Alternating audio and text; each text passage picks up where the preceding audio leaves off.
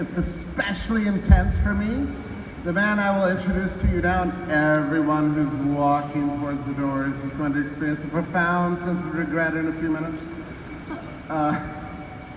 This man is a real historian. By real historian, I mean to say, if he had made different choices in life, he would be teaching at Princeton, Yale, Harvard, Oxford, Cambridge, and all of his books would cost $500 and no one would read him. But that didn't happen. Because he's a man of principle and he had this weird ticking within him, he just wanted to say what was true. And you know what's amazing about this guy? I mean, when I say real historian, epic historian, he's made an awesome career for himself through his own choices, and he's influenced millions of people. Litigate History of the United States. You have to read it if you haven't. It'll blow your mind. And a rumor is he's got another one coming out. I'm very pleased to introduce to you, if it's the first time, you're in for a treat, the great, the erudite, the memorable, the destabilizing Thaddeus Russell!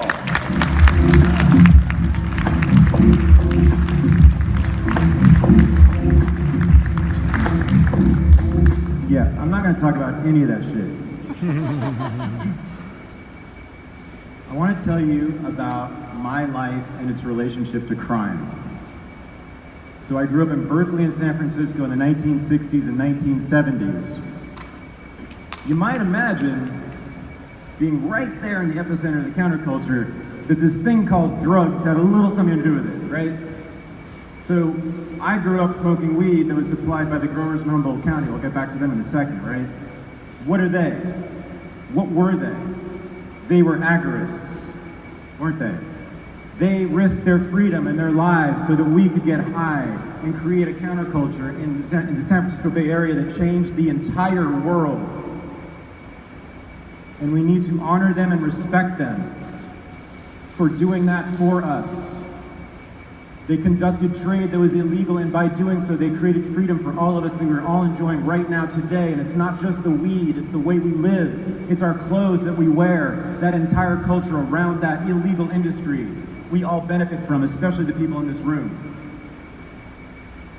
So I smoked the weed, I did a little coke when I was 18, 19, and then I gave it up because you know what? You can't do that if you're gonna be a credentialed person in the society, right? And I had to be a professor, as Jeffrey mentioned, I think. So, you know, I did the thing. I went to college, I went to graduate school, I got into all the fancy schools, I did well, I got books published, blah, blah, blah, became sort of a professor.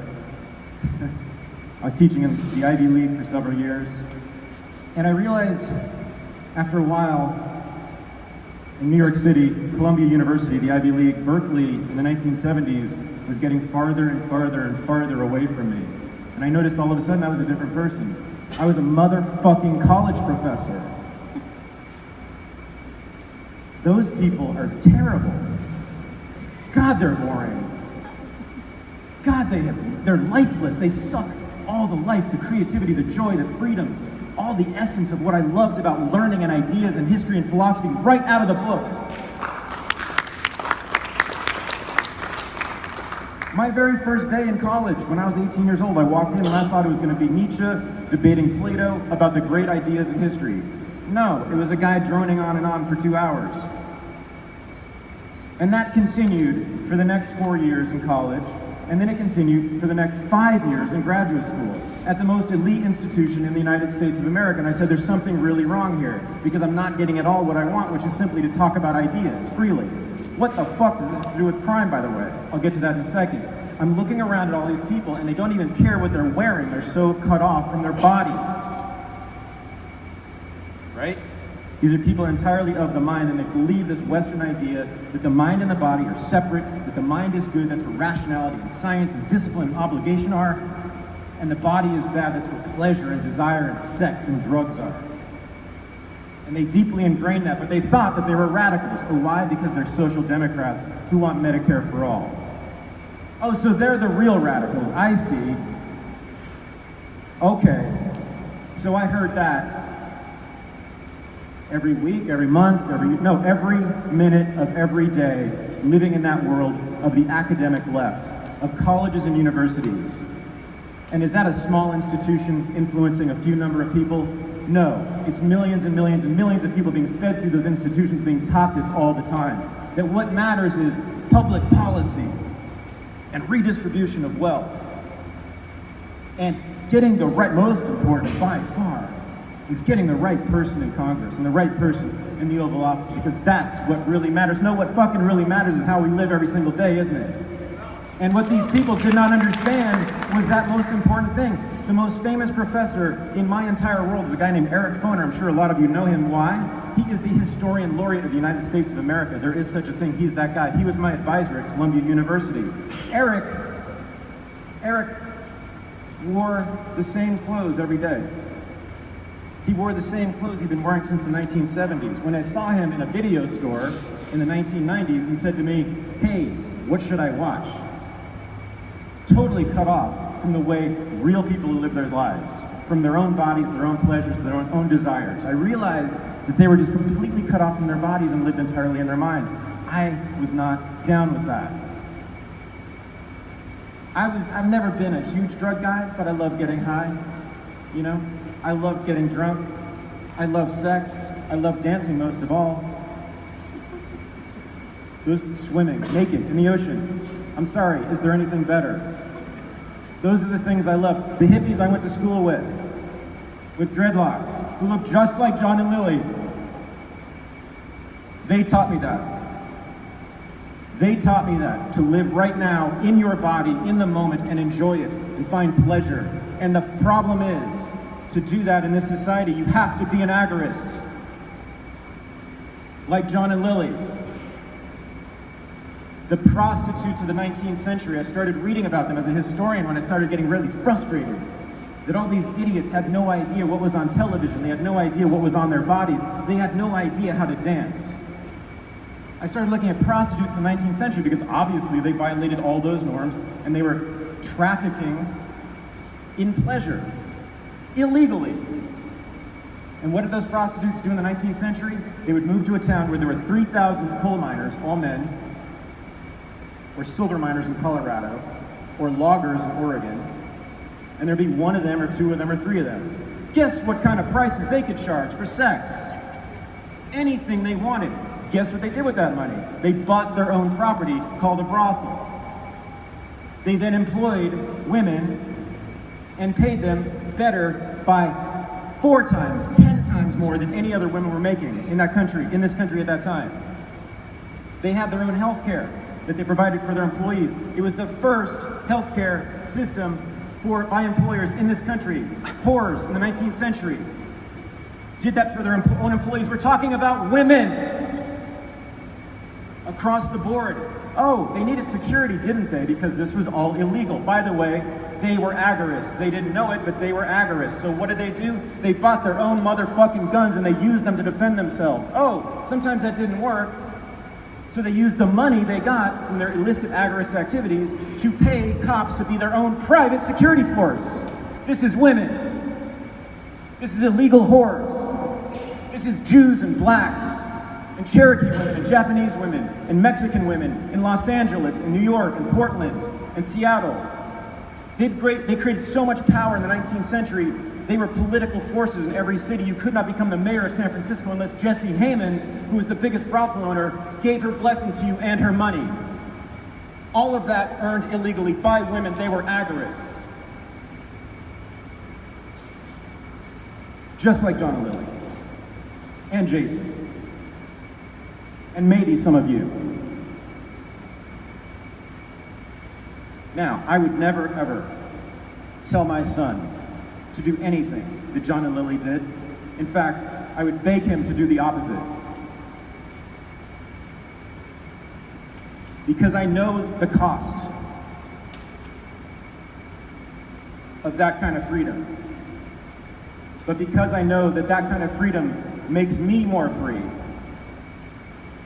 makes us all more free in the long run, makes this society a better society than the one in the 19th century,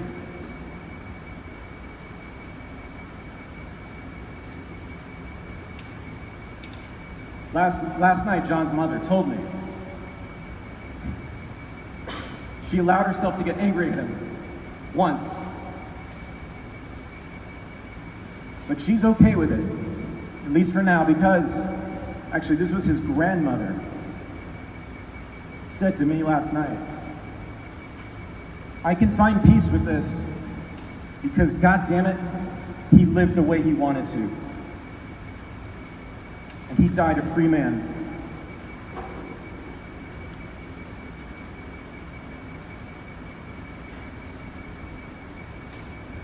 So, I was in this bubble as a professor at Columbia University, hating the shit out of it. And I started lecturing about prostitutes who were agorists, who were the first real feminists in this country. I started lecturing about the immigrants during Prohibition who made gin in their bathtubs and then sold it to their neighborhoods. And then from the proceeds of that, established legitimate businesses. And went on to become very successful, very powerful people too. This country in the 1920s was full of agorists, people violating that law all the time. We gotta honor them and respect them.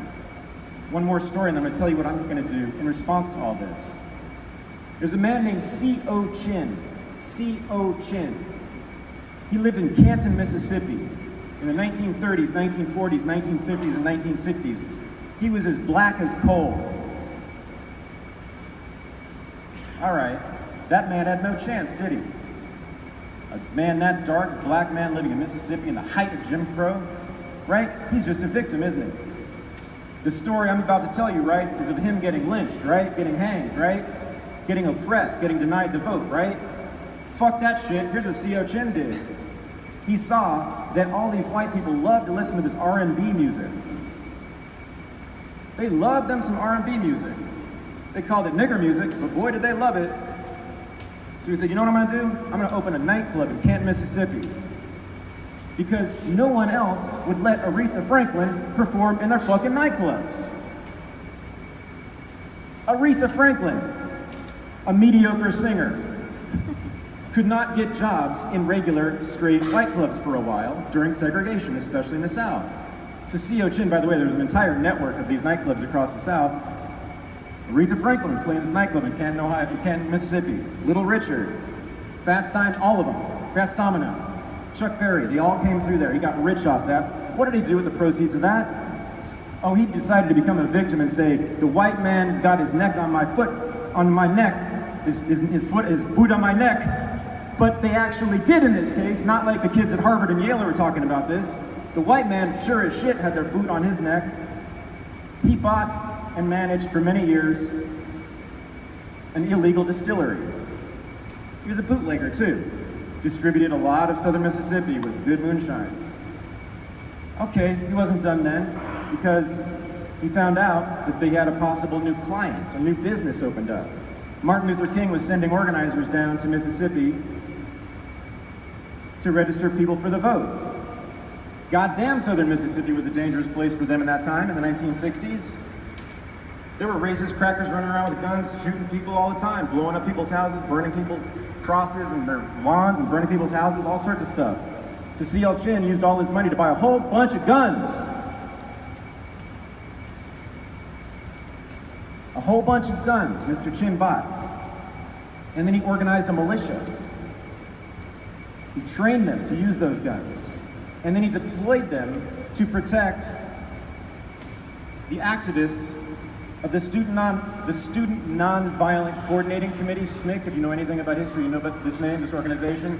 They were officially committed to nonviolence. They had armed guards everywhere they went in Mississippi, organizing the civil rights movement and winning democratic freedom for black people. They did all of that. All of that because of an agorist. Read the book. Martin Luther King's house was full of guns, provided. Do you think by upstanding legal citizens? No, hell no. By illegal gun dealers.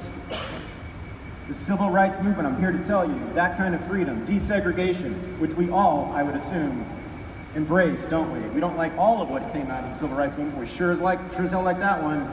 That's because of drug dealers, bootleggers, nightclub owners, bad people, agorists, criminals, just like John O'Leary.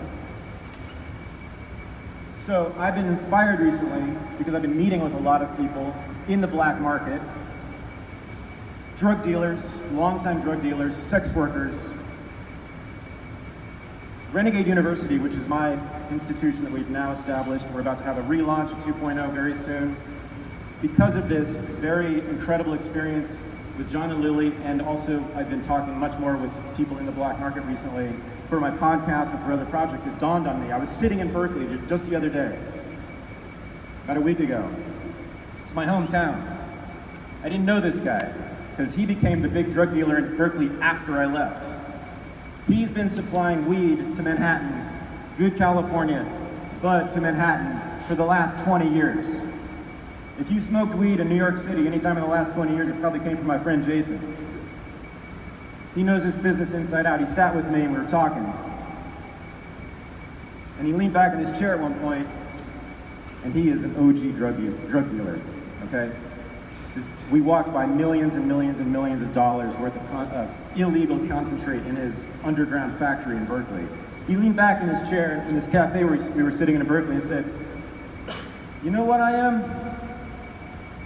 I'm an agorist."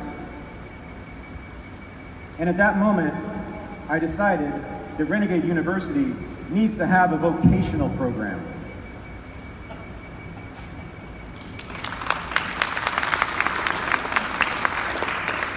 Until that moment, we were just going to be talking about American history, philosophy, economics, all great stuff. That's what I did when I was in my bubble. But then when I started getting exposed to my real heroes, I realized we need to help them. And so I'm announcing that Renegade University will be opening the School of Agorism. And we will begin the very first project that's already signed up. We have the best maker of cannabis concentrate in the country, who is just a scientist, but he was illegal for a long time and now he's legal. He's going to teach a course for us, and you can talk to him directly to learn how to do this, whether you want to make your own concentrate, the cartridges, or anything you use for concentrates for cannabis. Or, and of course we would never advocate that because it would be illegal and agorism, but if you wanted to use the information just theoretically, you could actually maybe sell it too. I will never, of course, that's a terrible thing to advocate, so I would never do such a thing. I'm just saying accidentally you might sell some things based on this information.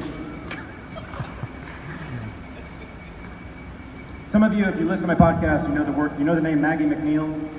She's a sex worker, activist, sex worker for many years. Genius, brilliant person, courageous. She's risking her freedom and her life every single day for us.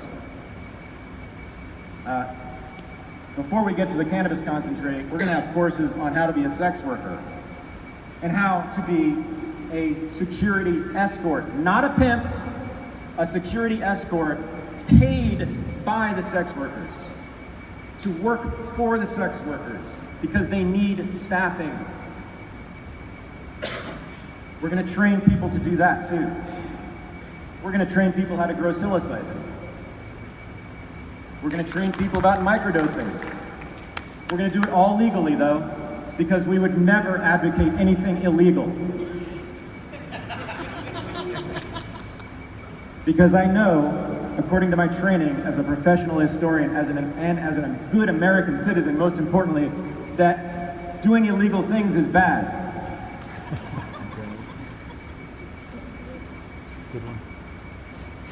So, we're also going to be training how to do security. If you make the terrible mistake of going fully black market, something I would never let my son do. And this is not funny, because I've been around death a lot lately. I know what's at stake for these people. I would never let my son do this, but those people are my heroes. So I'm just going to try to do what I can. So we're going to teach people also how to do security, because that's what John and Lily lacked. Sea Chin, those whores in the 19th century, the mafia that distributed the booze in the 20s, were they all nice people? Some of them are stone cold killers, and most of them are assholes. Most of them I would not want to hang out with at all. Did they make mistakes? Were they too reckless at times? Did they fly too close to the sun? Obviously, because a lot of them died. Many at the hands of the state, many in cages, many at the hands of the really bad people who were invited into black markets that you all know about. We want these people to be as safe as possible. They'll never be totally safe from the state or these evil people who are brought in by the state through the black market. But we want to do what we can to make them safe so this will never happen again. Or at least to mitigate the chances, the risks, for people who I think are our heroes and should be honored.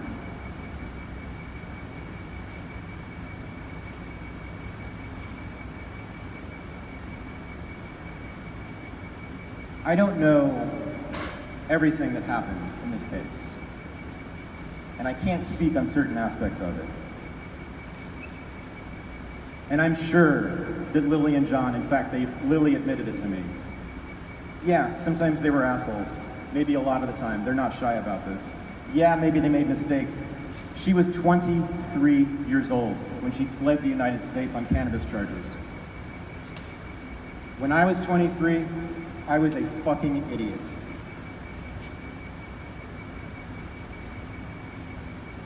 I don't know all the ins, I don't know everything, but I am now pretty goddamn convinced still that she is my hero.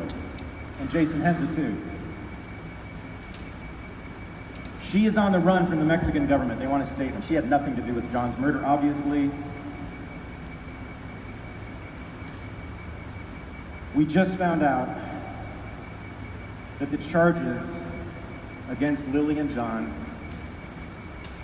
have been dropped, and they didn't know it. They were no longer on the run from the United States, and they did not know it. John died without knowing that he could have gone back to the United States. He died not knowing that he no longer faced extradition. Lily is $9,000 away from eliminating all the charges.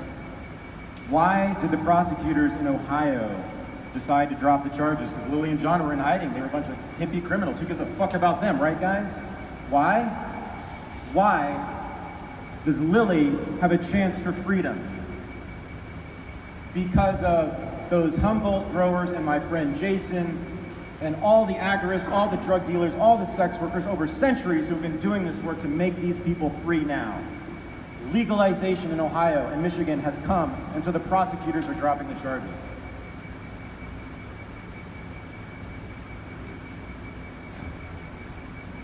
Wow.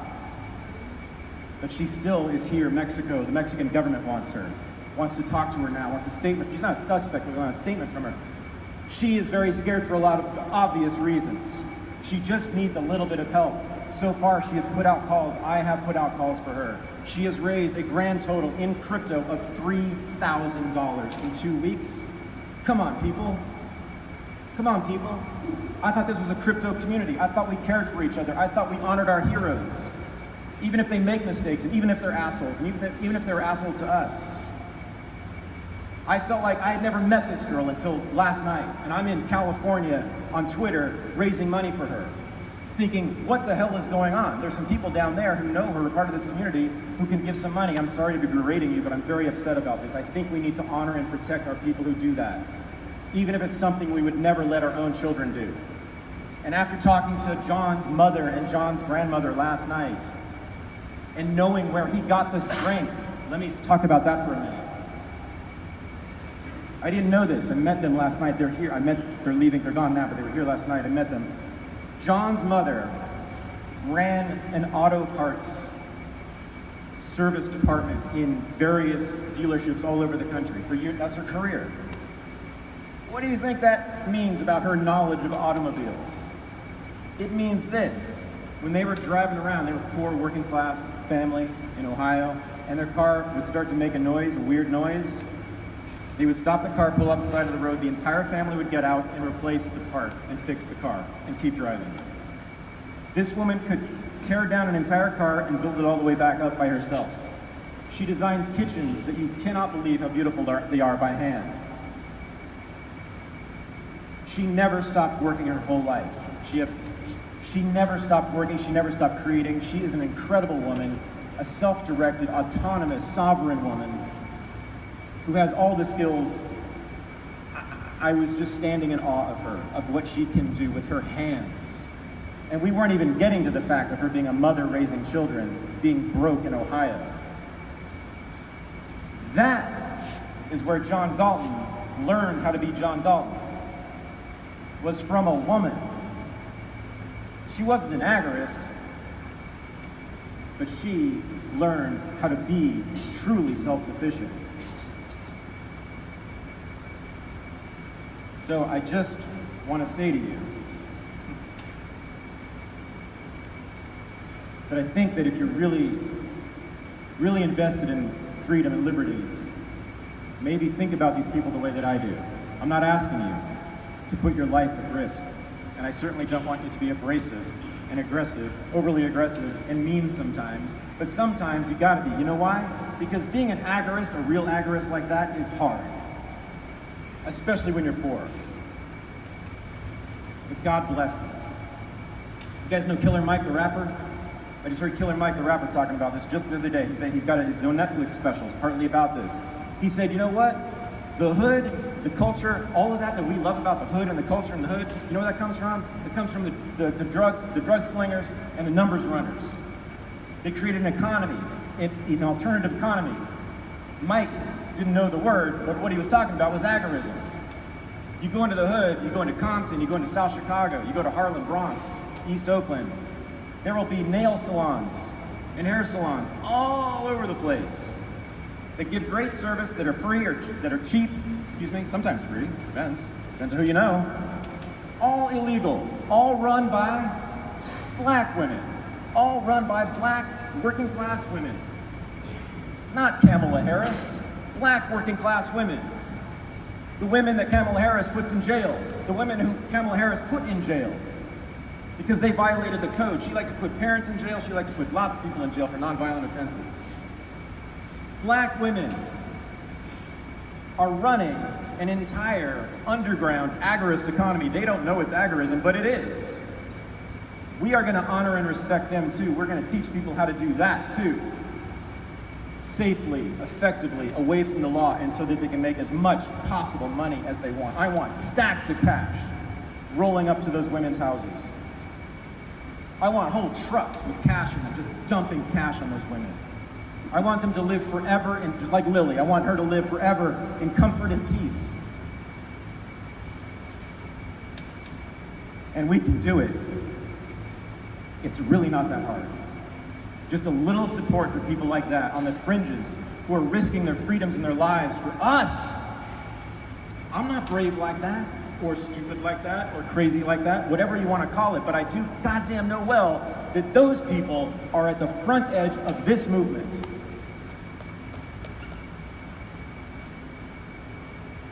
And I hope that you go tell the rest of the people at this conference that.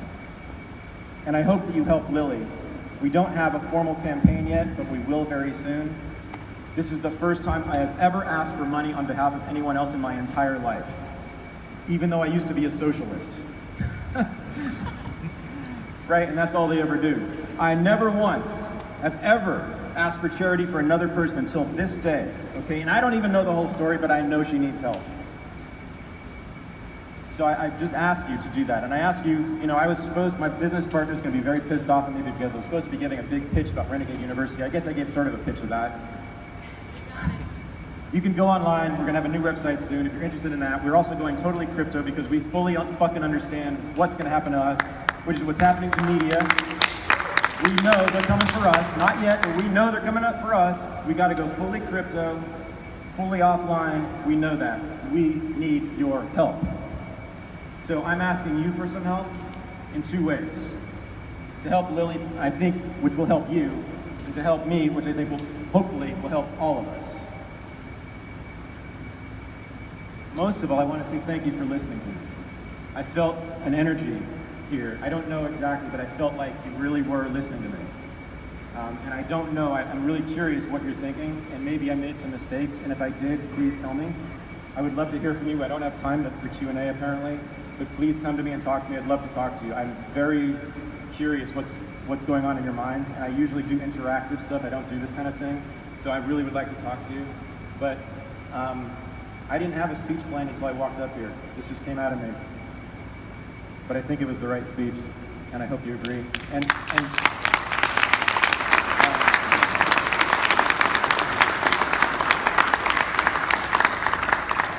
there's certain things, obviously, I can't talk about, just for legal and safety reasons for Lily and others, and Jason. But we can do it. We can do it. Those agorists, actually, over decades, those Humboldt growers. I just interviewed a Humboldt grower for my podcast, and you know what he said to me? He said, I wanted to tell my story for 20 years. I've been growing pot illegally in Humboldt County for 20 years. I've wanted to tell my story about how the state tried to crush me and destroy my family for 20 years, how they would fly helicopters over my crops just to mess things up, just to harass us once a year for 20 years. His daughter was born and raised on that cannabis farm in Humboldt County overlooking the Pacific Ocean. Those helicopters would come every single year, he said, and just to harass them, just to tell them that we are here watching you, boy, with your dreadlocks. He said to me, I couldn't tell my story for 20 years, but now I'm free, and now I will. And that's this episode this week. Joe, I want to honor those people, and I just want your help. Thank you very much.